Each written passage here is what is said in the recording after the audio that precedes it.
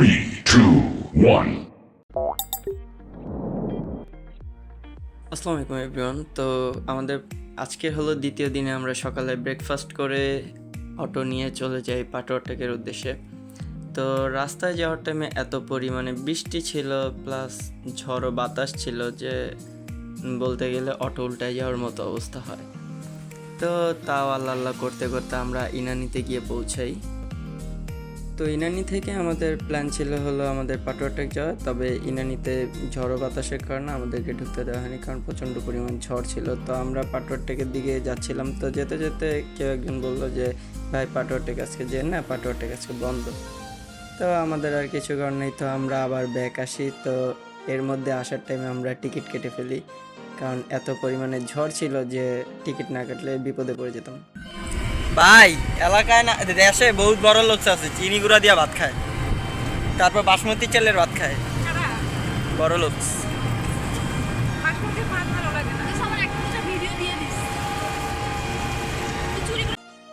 Actually আমাদের কিছু করার ছিল না, আমাদের টিকিট কাটতেই হতো, কারণ নাহলে আমরা আজকে আসার কথা ছিল, তো আসতে পারিনি হলো যেহেতু প্রচুর পরিমাণ ঝড়, তাই আর রিস্ক নেই। ওয়েদারটা দেখ তুই।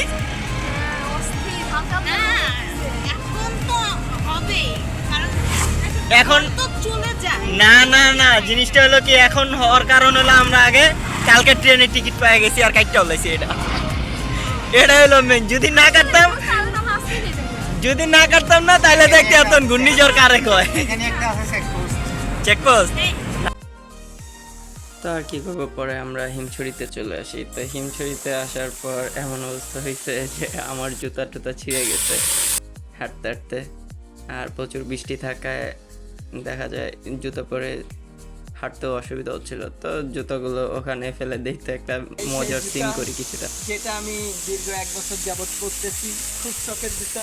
ঘুম থেকে উঠলে আমার এই জুতার চেহারা দেখতাম। মোজাটা ভালো ছিল, মোজাটা আমার দুলাভাইয়ের, নিজের না। Nice.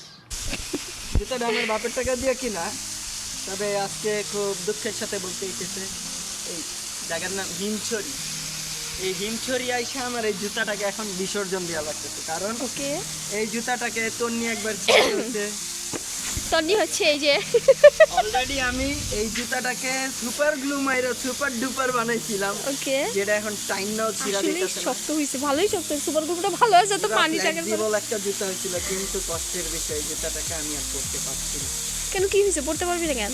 কারণ এই জুতাটা পুরোটা ভার হয়ে গেছে। যে এখন এটাকে যদি আমি রাখি যাবে গন্ধ হয়ে, ওইছে এখন যা ফালা এখন পেছন এটাকে ঠক। আমি বিসর্জন দিচ্ছি, আপনারা সবাই দেখেন।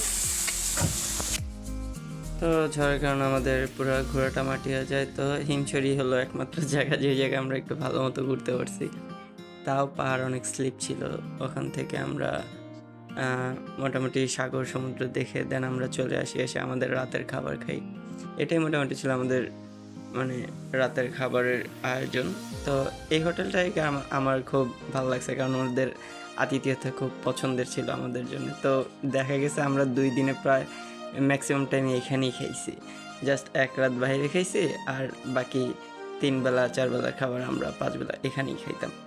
তো এই হোটেলের মানে যখন যা লাগতো সব এনে দিত, এবং ওদের ম্যানেজারের সাথে প্রায় আমার বন্ধুর রকম আচরণ হয়ে গেছিলো। তো এরা আচারও দিত। তো রাতের বেলা আমরা গেছিলাম হলো বিচে, যেহেতু একটু ঝড় কমছে, বাট এখানে এত পরিমাণে বিদ্যুৎ চমকাচ্ছিল যা মানে স্বাভাবিকলি দেখলে একটু ভয় লাগতো সমুদ্রের মাঝখানে ফার্স্ট টাইম। তো আবার সকালবেলা আমরা ঘুম থেকে চলে আসি। তো আমরা চলে যাব, তার আগে হলো এখানে সবাই ফ্রেশ ট্রেশ হয়ে ব্রেকফাস্ট করে নিই। ব্যাগপত্র আমরা সাথেই নিয়ে আসছিলাম, এখানে রাখতেও দিছে আমাদেরকে।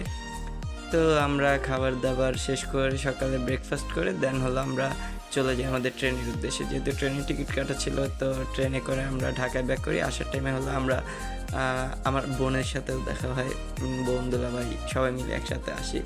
তো মোটামুটি এই ছিল আমাদের কক্সবাজারের ট্রিপ। তো সবাইকে দেখার জন্য আন্তরিকভাবে ধন্যবাদ।